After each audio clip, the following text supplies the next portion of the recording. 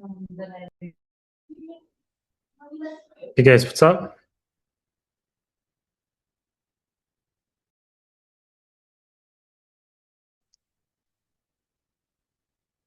Hello.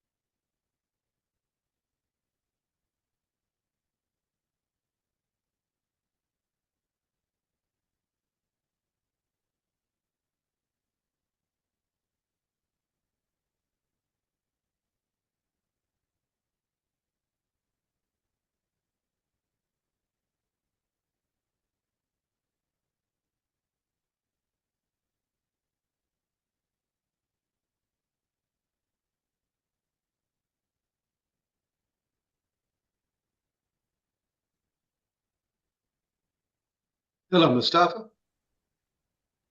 Hey Aaron, how are you? Good. I want to check a couple different mics here. Hold on.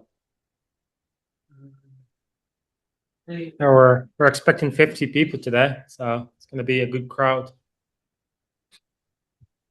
Tell me how this sounds. Does this sound okay? You sound okay, yeah? Yeah, it's Hold on. not loud enough. Not loud enough, yeah, that's correct, yeah. But I still can hear you. Tell me how this sounds. Just a second. I've been having mic issues. Just a second. I'm trying a couple different mics. How does this? No, not loud. Not great. No.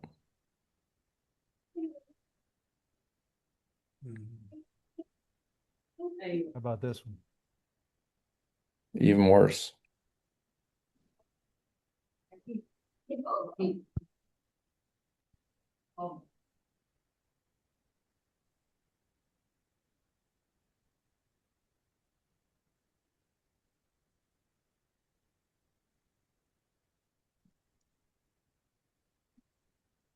How about this one? Better. Better. Okay.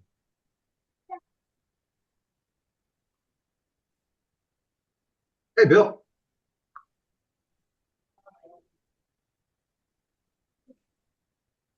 Hi, Thanks for joining us. happy to be here.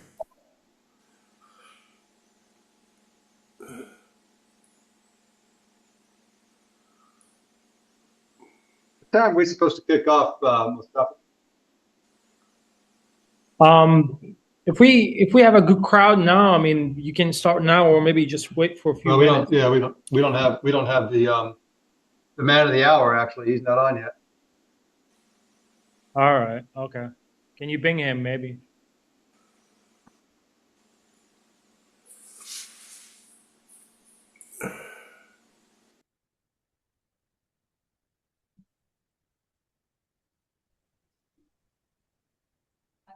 He just joined.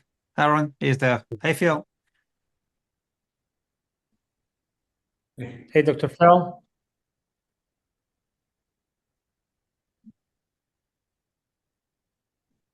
I hear you. Yeah. There we go.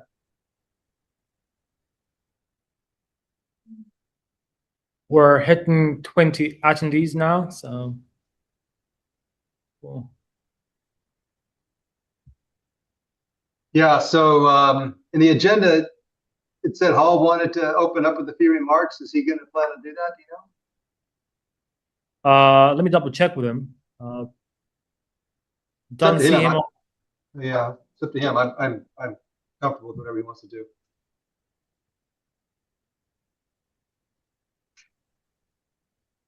Testing, testing, testing. It's working. Okay. If he's not going, if he's not giving an opening or a presentation, probably you can launch the event and just kick it off.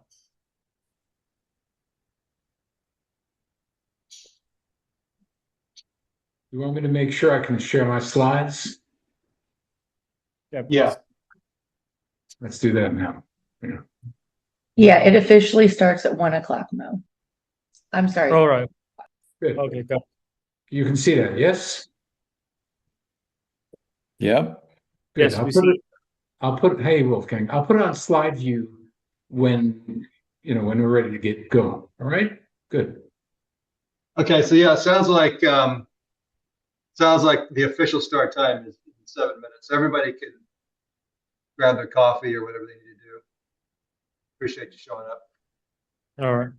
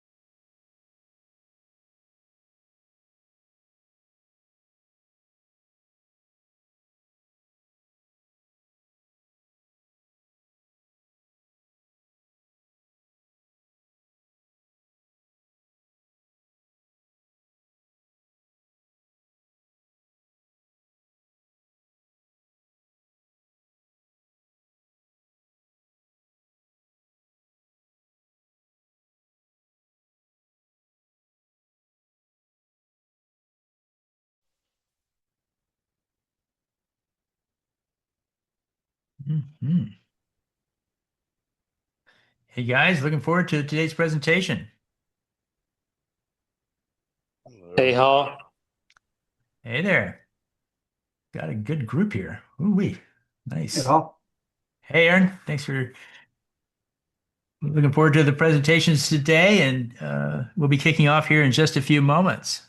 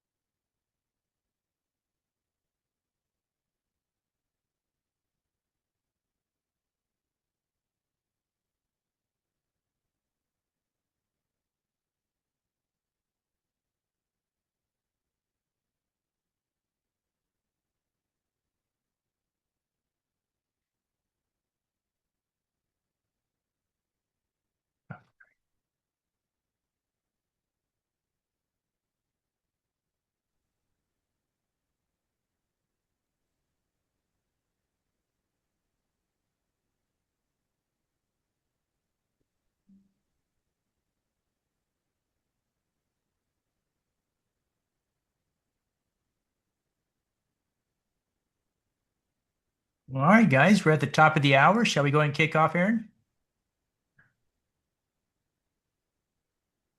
Let's kick off. How's the audio this time? Is it okay? Sounds good. Okay. So I want to thank everybody for joining us today. We have another topic speaker event that we've been running here. Today we have with us Aether Therapeutics that's going to be leading this with their KOL, Dr. Phil Skolnick. Looking forward to it. The topic is going to be the opioid epidemic, crisis and solutions. And so with that, I want to go ahead and bring Aaron up. And maybe, Aaron, you'd like to introduce yourself and your team, and then we'll kick off with Dr. Phil's presentation first. Thanks, all. And thanks, everyone, for showing up. Please mute when you're not speaking. Dr. Skolnick will kick us off, and then I'll introduce the rest of the team once we take over. But basically, what we're going to do here is a little different. We're not going to do a standard company pitch. Aaron, it's hard to hear you. Yeah.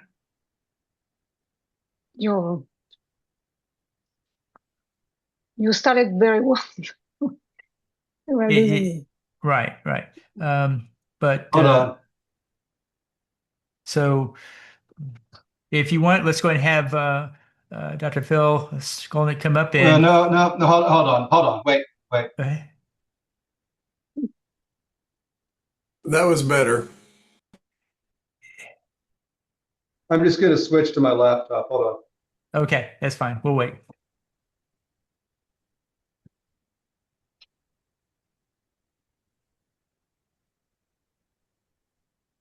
How's that? You make it a little louder. Okay. That's still not loud enough? Damn. Hold on. It's consistent. That's what counts. Yeah. But it's consistent. We'll just turn up our volume on the computer itself, but it is consistent. So let's stay with that.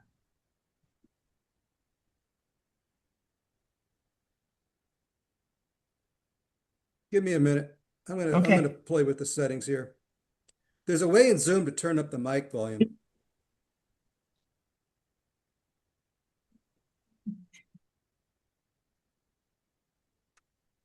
Well, just speak a little louder. All right, how's that? That's good. The good volume too. Okay. Very good. All right. Okay, sorry about that. Okay, so we're gonna do something different this time. Dr. Skolnick is going to give us a talk on the opioid epidemic and the challenges and the solutions. So it's going to be a kind of a broad talk about the issue.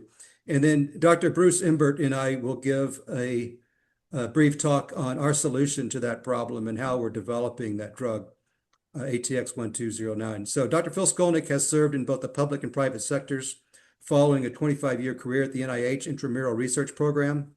He was appointed a Lilly Fellow in Neurosciences. 3 years later, he and his colleagues founded Dove Pharmaceuticals, a NASDAQ-listed corporation. At Dove, he served as Chief Scientific Officer and later as President and CSO. He rejoined the NIH in 2010 as Director, Division of Therapeutics and Medical Consequences at the National Institute on Drug Abuse. He returned to the private sector in 2017 as Chief Scientific Officer at Opioid Pharmaceuticals, which was listed on NASDAQ in 2018. Opioid was acquired by Indivior in March 2023, and he has served as a fellow at Indivior from 2023 to 25. Thank you, Dr. Skolnick, for joining us today. The floor is all yours. Thank you, Aaron. I'm delighted to be here. And I assume now you can see my slides. Yes, we can. Great. And I'm going to put them in the, there we go. Okay, good. So, honestly, the title comes from a review that was published in 2018 that I wrote. And thinking, so it's about 8 years ago, but thinking back, I'm not certain that either the descriptors crisis or epidemic really adequately captures what's happened to this country over the past 25 years or more. So I probably was a little bit lazy about getting a title, but I think you probably understand the problem. And if you don't now, you will hopefully start to appreciate it by the time I'm done. This is my sorry, Phil. Phil, could you mind going full screen mode on those slides? Not Just sure. at the bottom there where it's full screen, just hit that if you don't mind. Yeah, go back to where you were. That's not going to work. Okay. You must have multiple screens going. Just go back to where you were. That's fine. All right. So you can see this, right? No, go back to where you were. Just hit escape. Just hang on a second.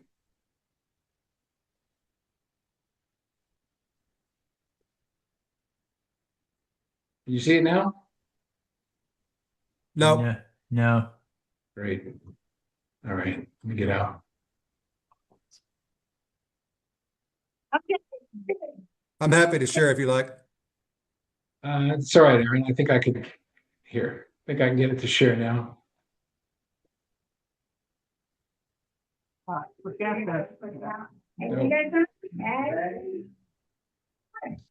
coming.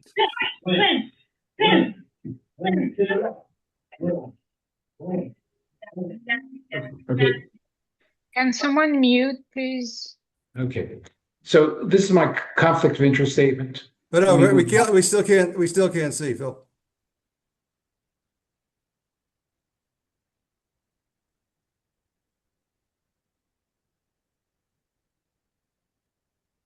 Try it again.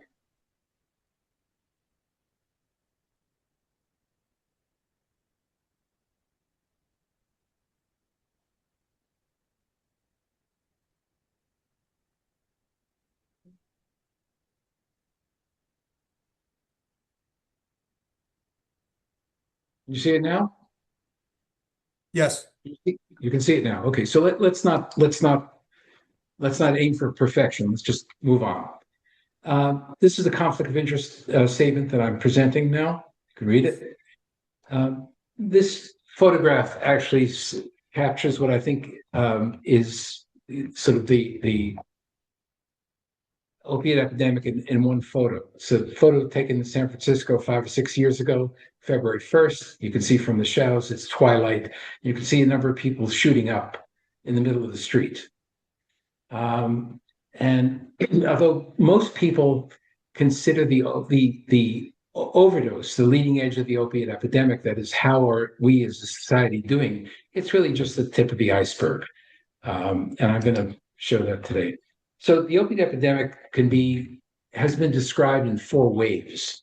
The first wave goes back to the late 90s when Purdue started promoting high doses of OxyContin for a long time. This green line indicates the number of opiate overdose deaths per 100,000 of the population. And you can see there was a fairly significant rise over that decade until about 2010. 2010 started to plateau and then remained steady, went down a little bit. In 2010, the FDA, mandated that all newly approved opiates and opioids over a certain dosage strength were to be made abuse deterrent. And what that means is that someone who wanted to misuse opioids couldn't just grind up an OxyContin tablet and either snort it or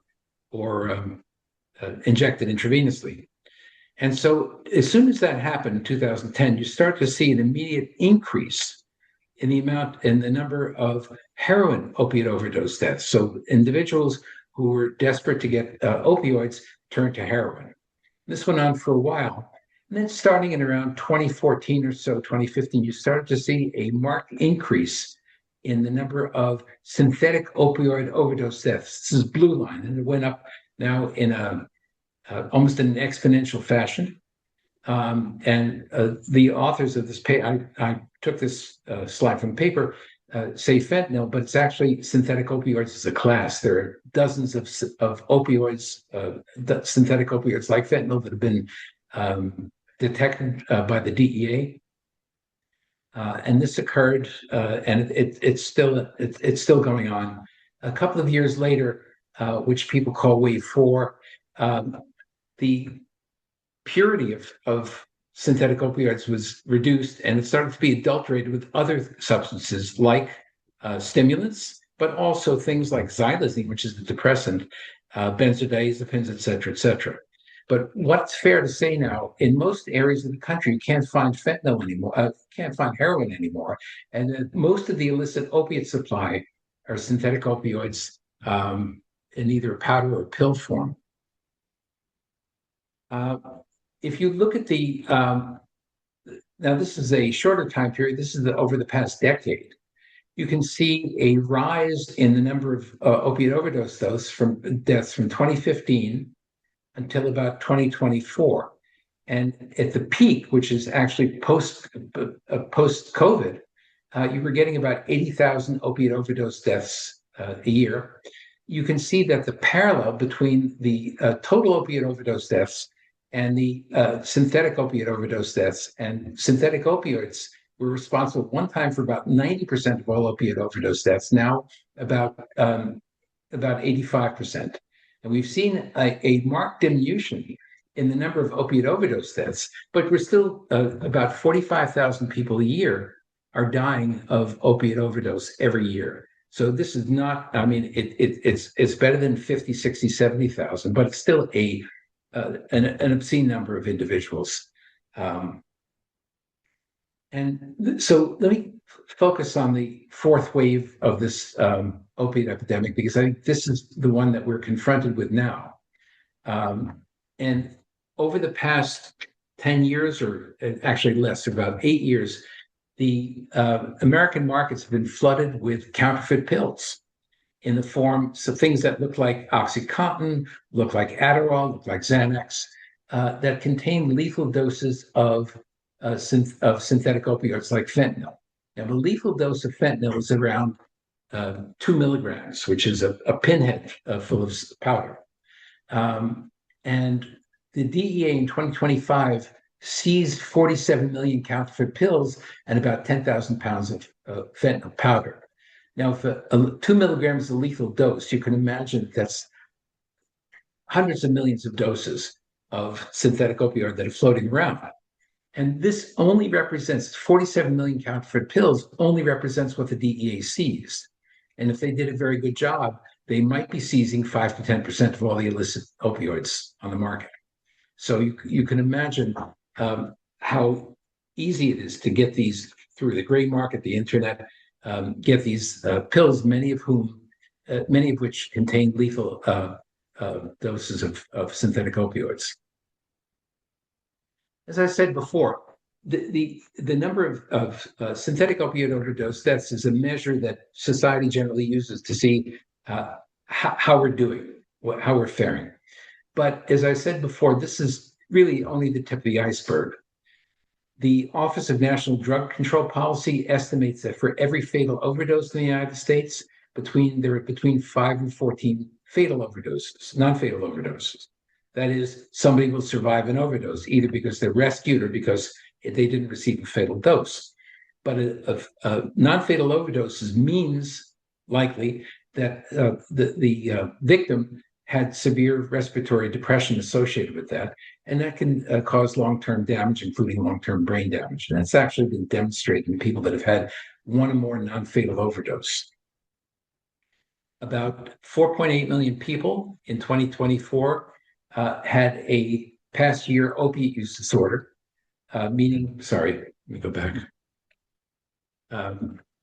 And what's interesting about this statistic, 4.8 million is a significant number of the population that have, with their symptoms severe enough to have diagnosis of opiate use disorder, is that only about 20% of these people receive any sort of pharmacotherapy, that is, drugs to treat opiate use disorder.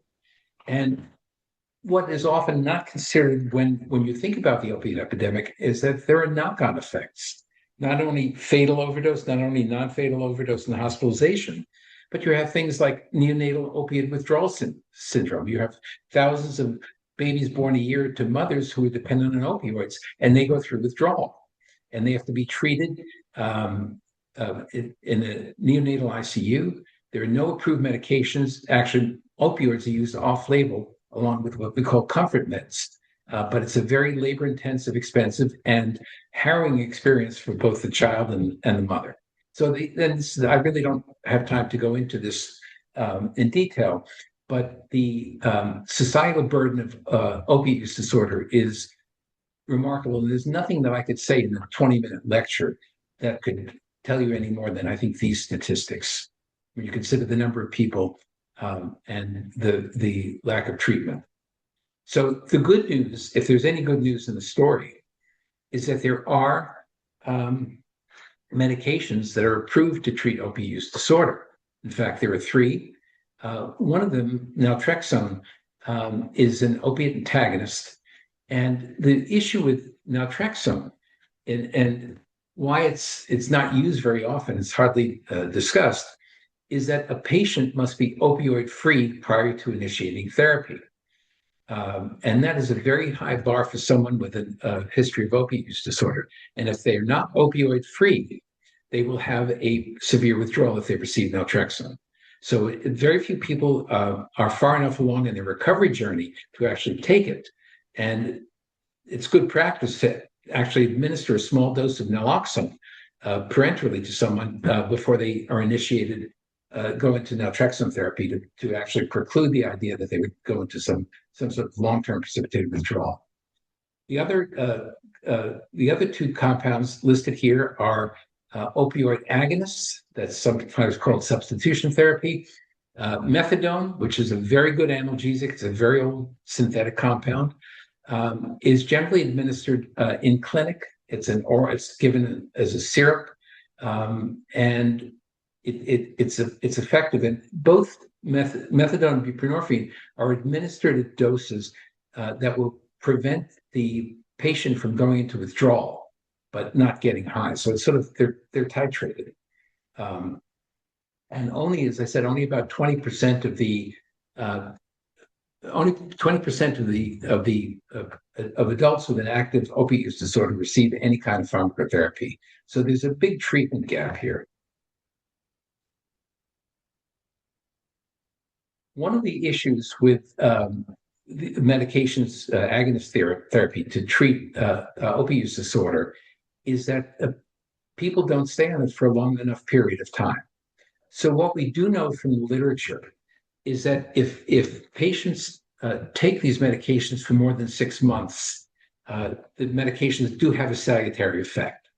So they reduce all-cause mortality, they reduce overdose, quality of life measures improve, that is, they get employed, better social functioning, and the longer they stay on therapy, the better the outcome.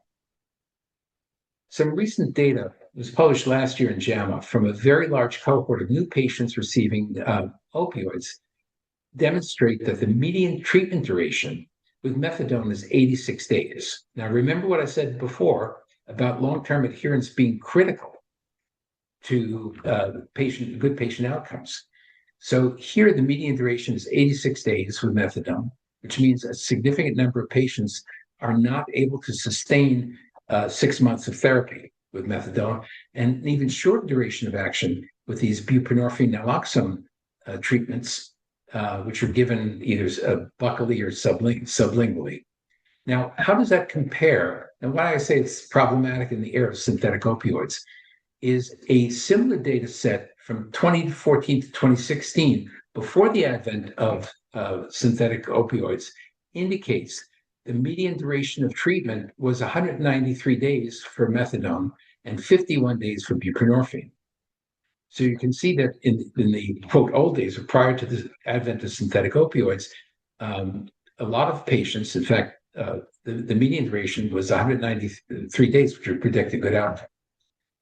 So this is really has become a significant problem in terms of treatment, is that we can't retain patients in treatment in this era of synthetic opioids. And that has to do, I believe, in large part with the just by dint of having these synthetic opioids. They're very, very potent. They penetrate the brain very quickly. And even though they are opioids, they work at the mu opioid receptor the same way. The physical chemical properties are significantly different from things like from drugs like heroin or oxycodone. So I don't want to take a lot of time, but I want to talk about some of the solutions I did in the review. And solution number one, which I wrote about in 2018, it's still the same, is one of the long-term solutions is develop more effective therapeutics for treating pain. Now, it seems obvious, but I will tell you that even in the era of synthetic opioids, probably 40% of all the patients who end up in a treatment facility started with prescription opioids. So if we had a more effective, or we had a better medication to treat pain as opposed an alternative to opioids, we could probably prevent a lot of this development of opiate use disorder. So the longer you give a patient an opioid, or the higher the dose you have, the higher the probability they will develop, they'll become tolerant to and dependent on opioids, which is one of the characteristics of an opiate use disorder. So when I wrote this review, there were several approaches that were being followed. Both of them were, quote, not classical, they were non-opioid approaches. So what I mean by that is one of the drugs that eventually got approved between 2018 and 2026 was VX-548. It's a sodium channel blocker which works in the periphery. And so there was a lot of interesting data indicating this could be an effective substitution for opioids, and it wouldn't be dependent. The other mechanism that looked very promising was what was called a biased agonist. These are compounds that actually act at the mu-opioid receptor, but they transduce signals differently than a classical opioid. One of the molecules was called alloceridine, and in preclinical studies, it looked like it had a much better profile in terms of the rate at which tolerance dependence developed. So what happened to these molecules? Both of these molecules were approved by the FDA. Alloceridine was approved, I think, probably around 2019 or 2020, and it was used in hospital for treating acute pain. So let's say post-surgical pain. And in practice, the molecule was not remarkably different from morphine with respect to side effects. And so it was a commercial failure, and it was discontinued not for safety reasons, but just for commercial strategic reasons at the end of 2024. So couldn't compete with generic opioids for management of acute pain. The VX-548 was approved, I think, in 2024 for acute pain, but not for chronic use. It didn't appear to be terribly effective in chronic use. It is effective acutely, but it's not as effective an analgesic as classic opioids like morphine. The good news about VX-548 is the no risk of respiratory depression. But again, it's not as effective as an analgesic as classic opioids. And if somebody needs that relief from pain, they want that relief from pain. And they should have, as a patient, that relief from pain. So, these are two recent drugs that were approved, neither of which has really been transformational in terms of pain therapy. And there are a lot of reasons for that. One is cost versus generic opioids. Generic opioids are very inexpensive, and it's very hard to compete with that. If you want to start a patient at a drug 15 times the price, you're asking a lot of insurance companies for that. When you have molecules that are like opioids. The other issue, the other headwind, and that's true for these drugs or any other drugs, is changing prescribing habits. So individuals have their own, like to prescribe certain types of drugs, and for pain therapy, there's certain opioids, and it's very difficult to change those prescribing habits. And I think most importantly is achieving the same. It's important to be able to achieve the same level of efficacy, that is, the same degree of depth of analgesia that you can get with classical opioid. And those are to me, those are the three barriers to entry of other novel analgesics. And the ideal analgesic would combine the efficacy of classic opioids, but also be able to reduce or eliminate the tolerance and dependence produced by administering dosing over long periods of time. So, if that's what you have as an ideal, that's what you would want. You would want a molecule with the power, the efficacy of an opioid, without the development of tolerance or dependence. And that's been the holy grail of analgesic development for years. So that's one long-term solution for the opiate, if you will. It's really not right to call it an epidemic. It's more of an endemic now in this country, I think. The other one is to develop more effective approaches to treating opiate use disorder compared to current opiate-based therapies. So what do I mean by more effective therapies? Therapeutics that are safer first. And by safer, I mean that people still die. If you looked at one of those slides I showed you before of methadone overdose, it's a full agonist, and it's inherently a dangerous compound. And you'd also want drugs that are easier to use. So you'd want the patient to be able to be mobile, not to be tied to a methadone clinic every day, if that was possible. Buprenorphine is a little bit easier to administer, and that's why it's so popular. You can take home a limited number, but it's still an opiate agonist, and it's not without risk in itself. Also, these are scheduled drugs, so there's a lot of paperwork for physicians. You'd like something that's easier administratively to administer, ideally a non-opioid. And you'd also like to be able to improve medication adherence over what we currently see with methadone, with buprenorphine, because that the increase in the medication adherence will increase quality of life measures and ultimately reduces the burden of OUD on society. So I think I've said what I wanted to say. I'm sorry for that slide glitch, but it's about 20 minutes. And I'm happy to answer questions related to the opioid epidemic or related to the talk. Thank you. Great presentation. Who in the room has their first question?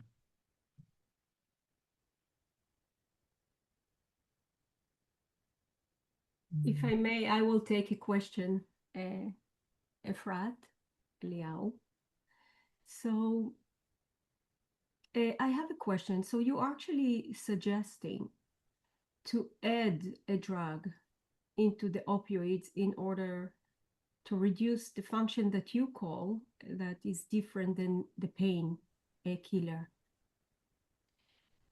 which as far as I knew, maybe I'm wrong, it's almost the same receptor that you are targeting with the opioid and your drug. What I'm trying to say is, why do you think the approach of adding another drug is better than trying to change the drug that is existing in order to make it more of initiating pain relief other than the physical relief? And sorry, I will ask two questions and then you can answer. And the second question,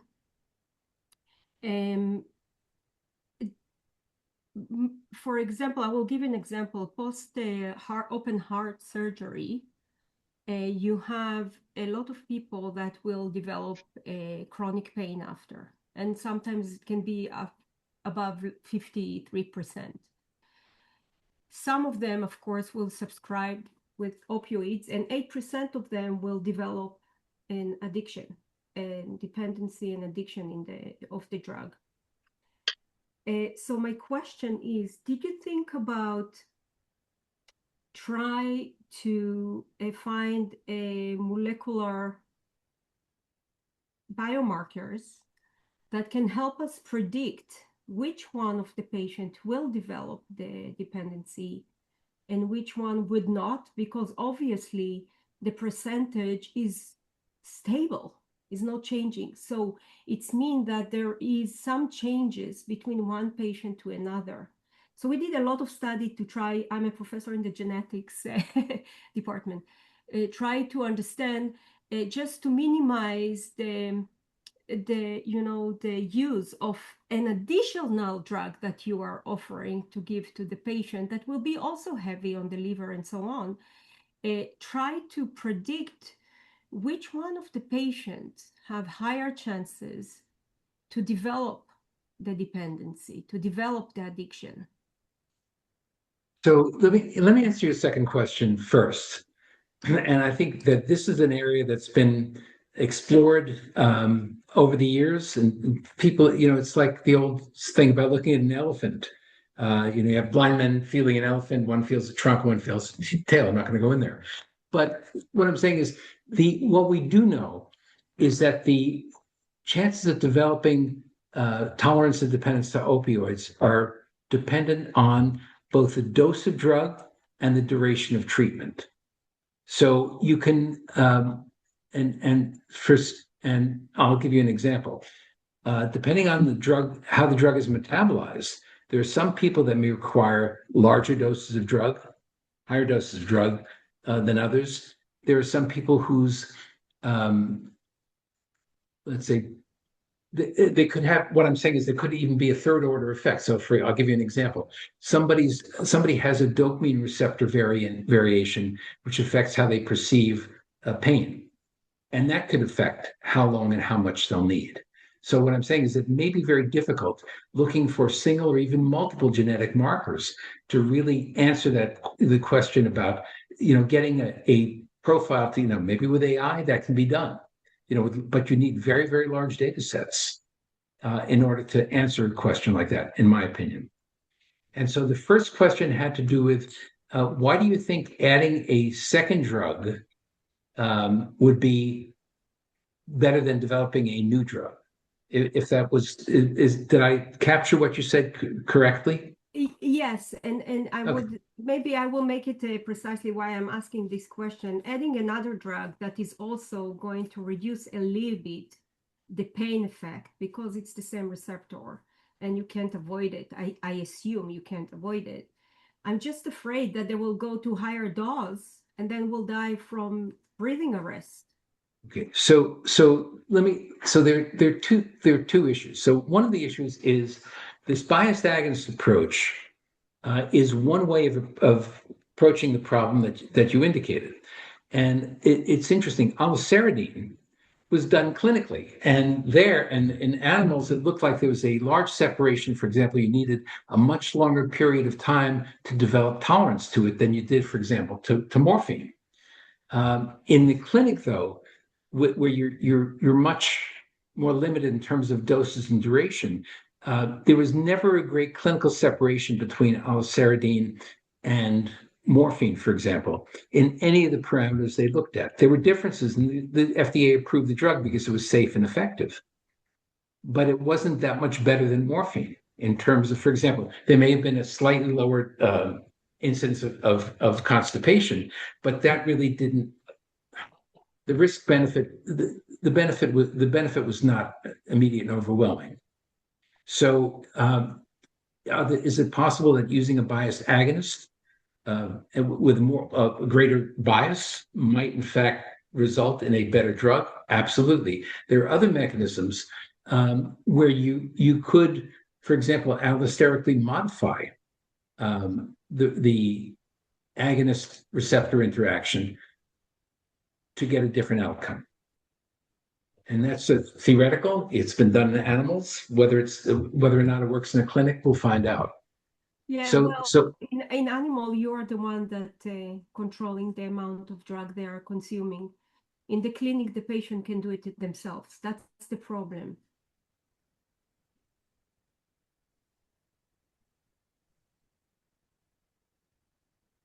In the clinic, you're limited clinically by how much you can give a patient. And you're right, some of them have this patient-controlled anesthesia. But when you start off with you start off immediately where a patient in post-surgical recovery, they'll usually give them a fixed amount of an opioid, which is legitimate for post-surgical pain.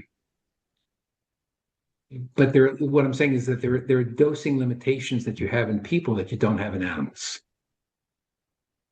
So things may look better from a preclinical profile than they actually would in the clinic. I hope that answers your question. Thank you. Great questions there. At this point, we would like to move to Aaron's presentation at Aether to talk about a potential solution. I Yep. do invite people with further questions to put them in the chat box, and if Phil can answer those as we go along, and we can set up calls afterwards as well. How's the mic working now? Sounds good. Okay. Apologize for the sound issues.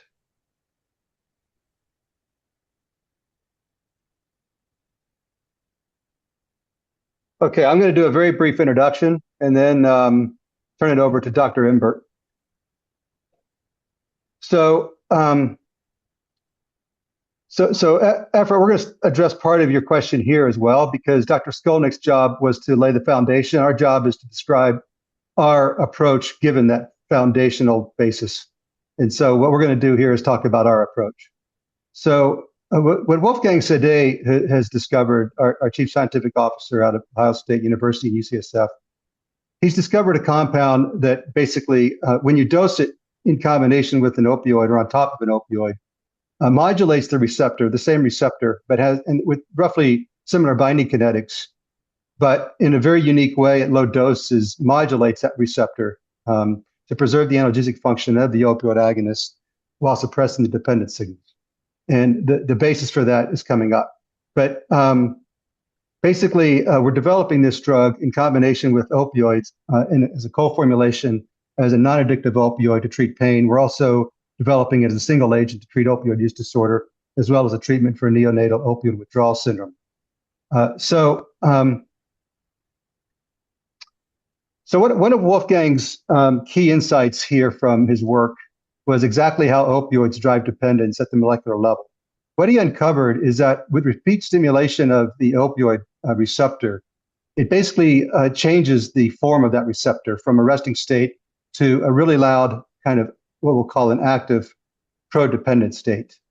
And it's this different form of the receptor that is driving all the negative downstream signals, such as dependence and hyperalgesia and so forth. And it's through this repeat dosing that does this. It's kind of like going from starting your car to going to red line immediately, if you can imagine. And I know this is very non-technical. If you have technical questions, we'll let Wolfgang address those. So he went about discovering compounds, thinking, okay, so perhaps what we can do is reverse this state of the receptor back to a little more calm state without blocking the analgesic function. And so in researching this, he discovered ATX-1209, which is the primary metabolite in naltrexone. And at very low doses, dosed independently and discretely, gradually reverses that pro-dependent state back to the resting state. So think about it as basically we want to go from red line back to kind of a nice cruising speed with the RPMs of about 2,500. And that's kind of the sweet spot for tamping down and taking the sting out of the opioids as far as the negative signals go without blocking the analgesia. So that's in effect what we're doing. So for the investors on the call, the basic thesis is very straightforward. We're going to go after a large market with this compound. We've already demonstrated safety in humans with a very wide therapeutic window with the prior formulation. We've got a clean tox profile, and we've got strong and consistent evidence from multiple predictive models. We're taking all this work that Wolfgang and the prior team conducted primarily through government grants, and we're going to raise $10 million and take it into the clinic to basically prove this concept. That's the idea. So it's about $10 million, 2.5 years to prove this concept. And if it reads out positively, then we'd be targeting roughly about a 10x return to our investors. And so I want to introduce the team real briefly. Rick Hawkins is our co-founder. He's a serial entrepreneur based here in Austin, Texas, with a number of successful company builds and exits. You'll hear from Bruce Imbert momentarily. He's got over 20 years of drug development and registrations of drugs in the CNS space, as well as having been a CMO in the biotech world for addiction companies, actually. Wolfgang, I already mentioned, is a preeminent researcher out of UCSF and Ohio State. He's in the top 0.05% scholar reference in personalized medicine, among other accomplishments. And Laurence Noor is our chief operating officer, who has held a number of business development and operations jobs over the years in R&D project management. So importantly, we're going to Australia to do these studies, and Laurence just recently completed setting up an entire R&D program down in Australia and managed that successfully.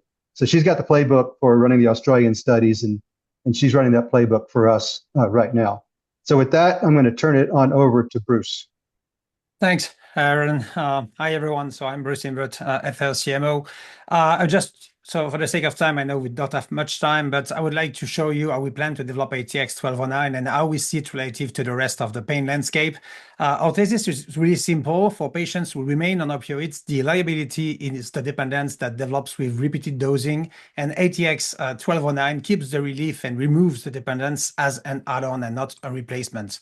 So here is what that framing matters. For patients who remain on chronic opioid therapy, opioids still provide meaningful relief. However, dependence tolerance and opioid-induced hyperalgesia continue to limit their long-term utility, and all the current non-opioid options have not solved these problems for this population. So our job at Aether is not to replace the opioid, but we just want to make opioid safer for patients who need to continue these opioid treatments. So mechanistically, repeated opioid exposure locks the mu opioid receptor that Aaron was talking about in a pro-dependent conformation, and ATX-1209 is a neutral modulator, so it's going to shift the receptor back towards the resting state while leaving analgesia intact.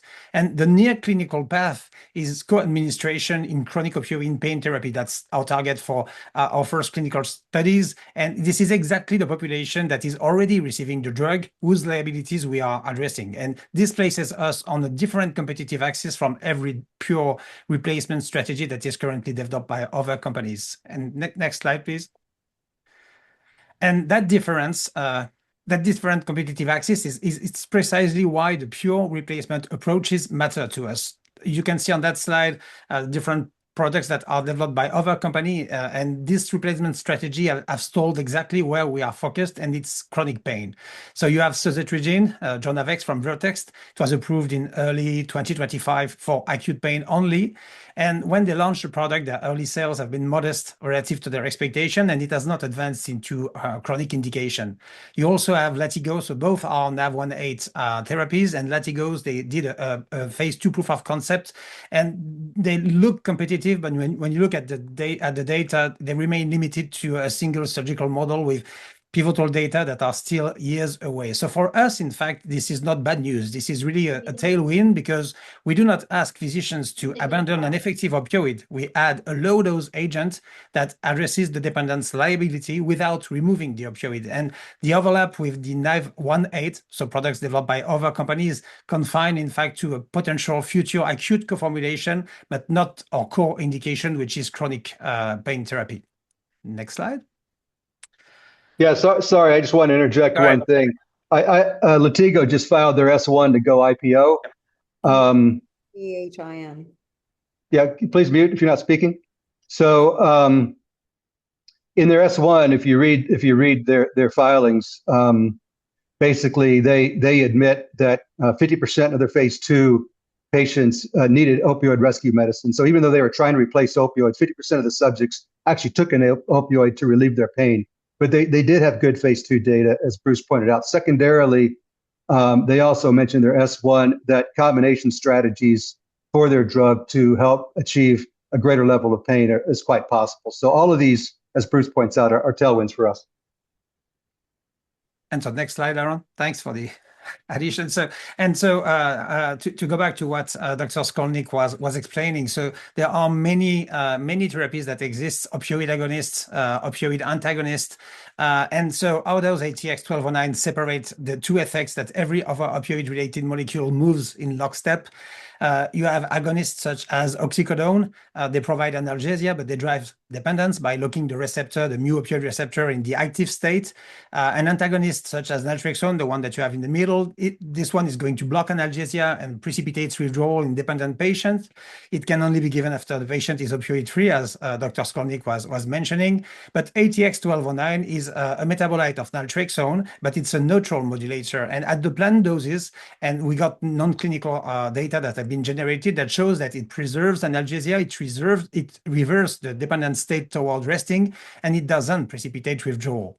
So critically, it is intended to be co-administered with the ongoing opioid. So that means that patients can remain on their ongoing opioid with an add-on of ATX-1209. And the clinical use case that neither pure agonist nor pure antagonist at this time can serve. Next slide. And we are not starting from a blank safety slate. So as I was saying, ATX-1209 is a metabolite of naltrexone. So there is an extensive safety database. Naltrexone has been approved in 1984, and it has been in continuous clinical use since then. On our end, we have two intravenous studies of 6-beta-naltrexone, which is the lead compound for ATX-1209. And so this data in healthy volunteers show that central analgesia was fully preserved up to 20 milligrams with no adverse events. And in methadone-dependent subjects, so subjects who are highly addicted to their opioid substitution treatment, doses up to 1 milligram produced no central precipitated withdrawal. So that means that it's really unlikely that with an oral doses, patients can go through precipitated withdrawal. So in our clinical trials, the one that are planned, the exposures that patients will receive are expected to be at least an order of magnitude below those routinely achieved with therapeutic naltrexone. So we are really, really low doses. And this provides us with a very good safety profile. Next slide.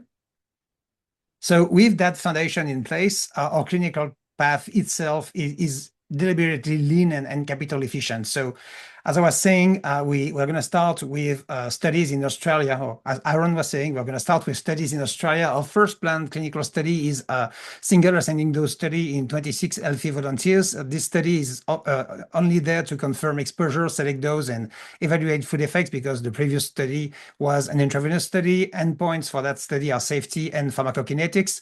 The second planned clinical study is a proof of concept, and that's where the value inflection readout is located. So we're going to have 48 patients on chronic opioid therapy for non-cancer pain, 4 weeks of treatment added to their existing opioid regimen. And the primary goals of that study are reduction in dependence symptoms measured by validated instruments.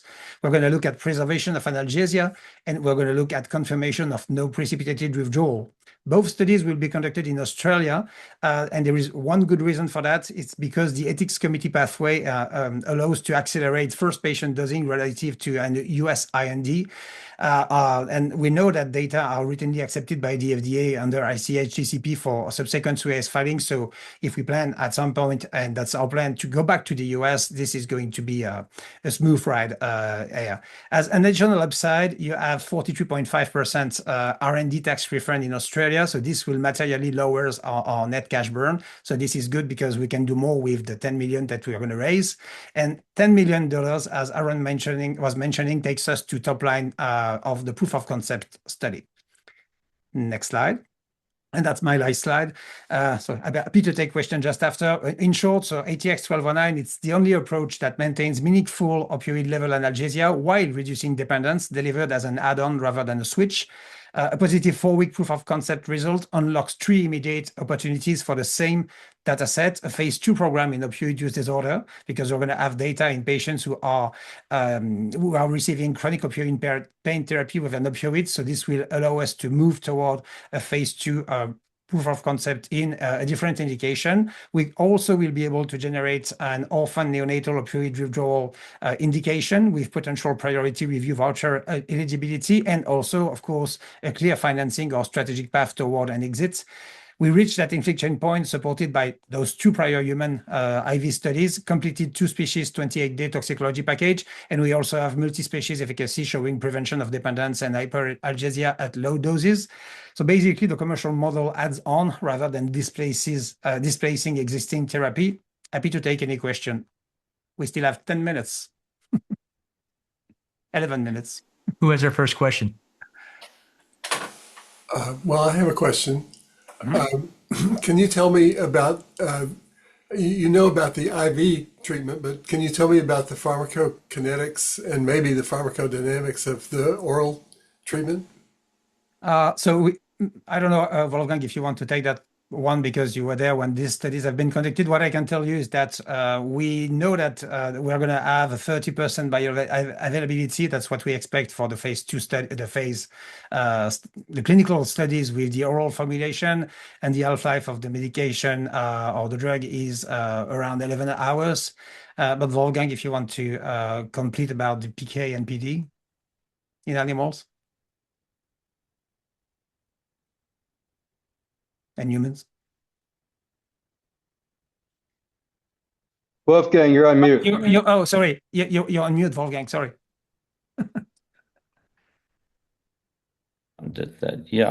It has very favorable pharmacokinetic properties.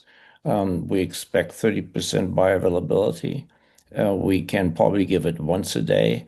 We right now expect a dose of maybe 3 milligram orally to be sufficient. We could also look at twice a day.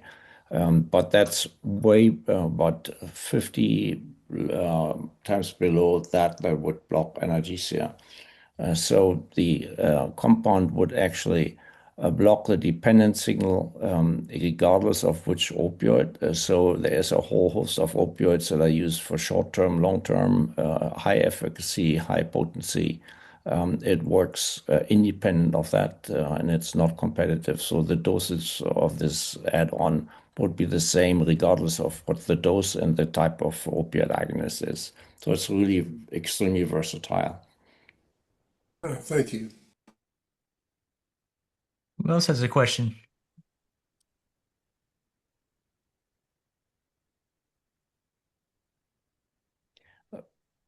Maybe if I can just also add on the understanding that opioids generate this form of the receptor that causes the bad effects.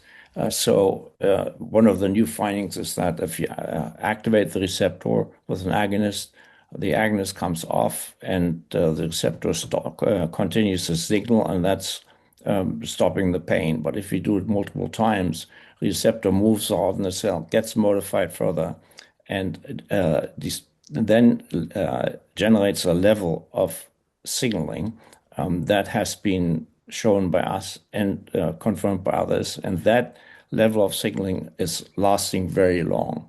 It does not do anything to analgesia, but that's what's driving dependence and a number of other unwanted effects of the opioids. And so what our compound, ATX-1209, is doing, it binds with very high affinity to that form of the receptor. It sits there in the brain, and then it comes off, but it sits at the receptor in an area where it doesn't fuse away. So even 5% receptor occupancy is enough, and it doesn't block this, but it slowly accelerates the form back to the normal state, and therefore, thereby it reverses dependence. So it's a very low dose, very efficient method over many hours, has absolutely no influence on analgesia at that level. What is the nature of that change in the receptor? We don't know exactly what it is, but the receptor begins to move around the cell. It gets internalized. It probably starts interacting and signaling with, and we've shown that also before. It starts signaling with inflammatory receptors such as growth factor receptors, EGFR, and so on. And these are pathways that are not contributing to analgesia, but contribute to opioid inflammation. Inflammatory processes, for instance, opioid-induced bowel dysfunction, pruritus. There's also memory loss, which is pretty significant in patients on chronic opioid, particularly in cancer patients. So all these are undesirable inflammatory processes that this receptor, once modified and internalized, possibly inside the cell, solicits these types of unwanted effects. Thanks, Wolfgang. And then is my audio still okay? Yes, it is. Yeah, I'd like to just add a couple bits of color to Efrat's earlier question and then wrap up with a summary slide. So with respect to, why add on? I think it's clear by now, when you look at the clinical data from all the competing approaches that both Dr. Skolnick and Bruce highlighted, unfortunately, all those approaches so far have compromised some level of efficacy for better safety. Now maybe some combination of non-opioid targets will get there, but so far, we're not seeing that in the clinic. I think as far as treating moderate to severe pain, opioids is the standard of care. Doctors are used to prescribing it, so we're not going to be asking doctors to do anything differently in the marketplace if this were to get prescribed along with an opioid. Secondarily, we think that the sodium channel inhibitors in particular, based on the market research we've done, will penetrate the mild to moderate pain setting acutely for acute pain and continue to do so. So there, pain isn't just one disease, right? It's cut in multiple ways: mild, moderate, severe, and then chronic versus acute in different settings within those. So for chronic, moderate to severe pain, unfortunately, whether we like it or not, opioids seem to be mainstaying for quite a while. So as Bruce pointed out, let's make them safe. And with respect to predictive markers, we would love to have the capital to go do genomic studies around markers for predicting addiction. We'd love to have that, but right now we got to walk before we run. Our investors want us to go basically prove this lead asset out in the clinic, and that's what we're laser focused on doing right now. But if we stay independent after that, and we get a valuation pop, and our strategic partner wants to sponsor it, or we're in a different situation, of course, we'd love to look at that. Of course, who wouldn't? Hopefully that answered your question. Can I just really quickly add to that? Opioids cause dependence in all people. What is greatly different between people is who actually is susceptible to then go further into opioid use disorder. That I've been working on in this area too, in the genomics, and we're far away from being able to predict that. But the idea that you get dependence, that can be indicated with a small dose of naloxone. 50 micrograms of naloxone is enough to drive people crazy, then they're dependent. But everybody gets dependent on opioids. Yeah. Thanks, Wolfgang. So, sorry, go ahead. Question? No, I'm talking about the genetics because you mentioned twice that you need big data. You need clean data in order to get to a good algorithm to predict. And I will give an example. There is some biomarkers for pain in the serum. And what we did, we actually took the patients and we had a record. And we had their blood before treatment and after treatment, because it was very isolated population of patients that went through open heart surgery. And by that, you can get into, you don't need the same amount of patient in order to get to a conclusion, but I don't want to argue about it, right? We just did the RNA sequencing and metabolomic, which was much more predictive than a simple RNA sequencing. And I'm sorry if I'm sound a little bit negative. I'm just trying to, every time that I hear about approach that is aiming to keep the opioids in the market, I get a little bit okay, because we all know that the best will be to remove them from the market and not just to add another drug that will be heavy on the patient.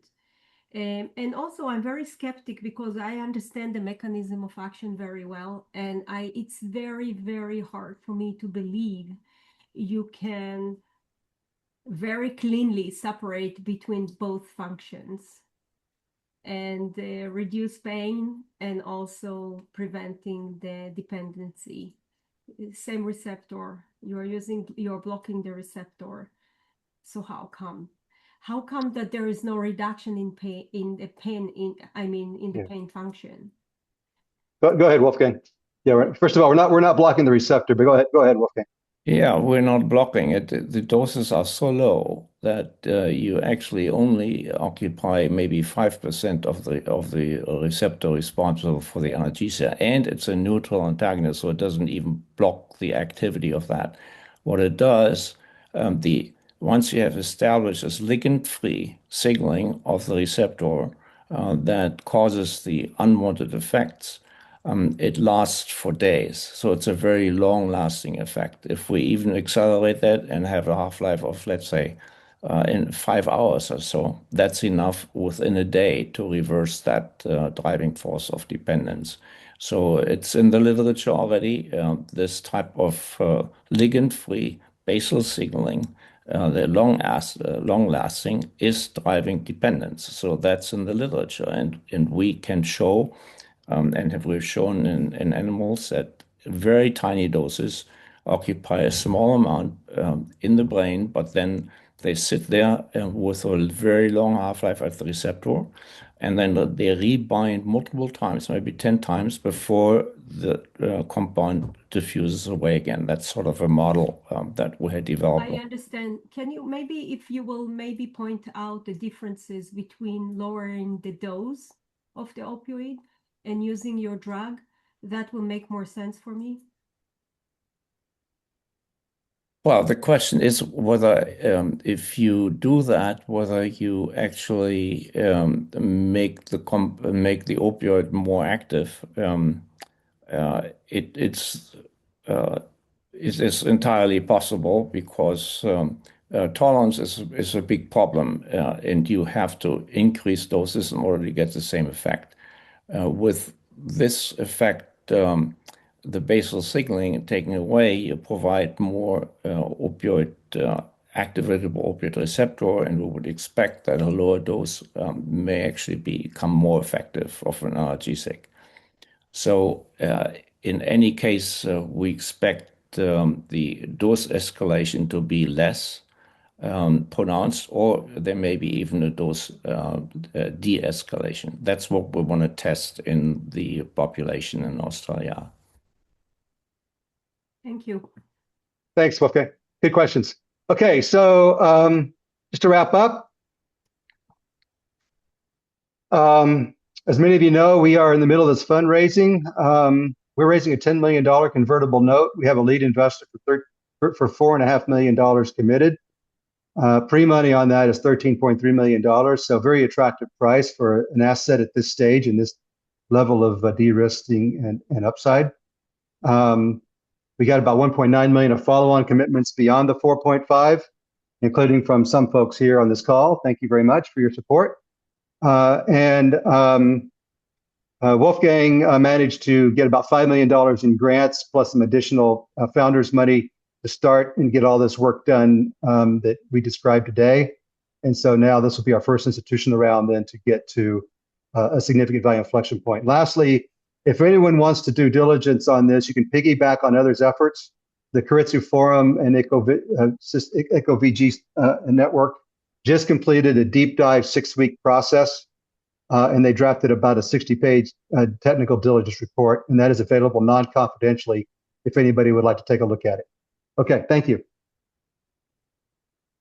Great. Well, I want to thank everybody for joining us for a great presentation today. I want to thank Dr. Phil Skolnick for a great pitch, and as well as Aaron for his team and his work there as well. We'll be back in touch with each of you guys to talk about your interest in learning more about this deal. With that, we'll go ahead and wrap it up for today. Were there any closing words from your side, Aaron? I just want to thank 10 Connect and Hall for hosting this, and thanks everyone for your interest in learning more about this exciting opportunity that we're very passionate about. All right. Sounds good. With that, I'll let you guys get back to it. Thanks so much for a great day, and looking forward to follow up. Thanks. Thank you. Thanks, everyone. Thank you. Thank you.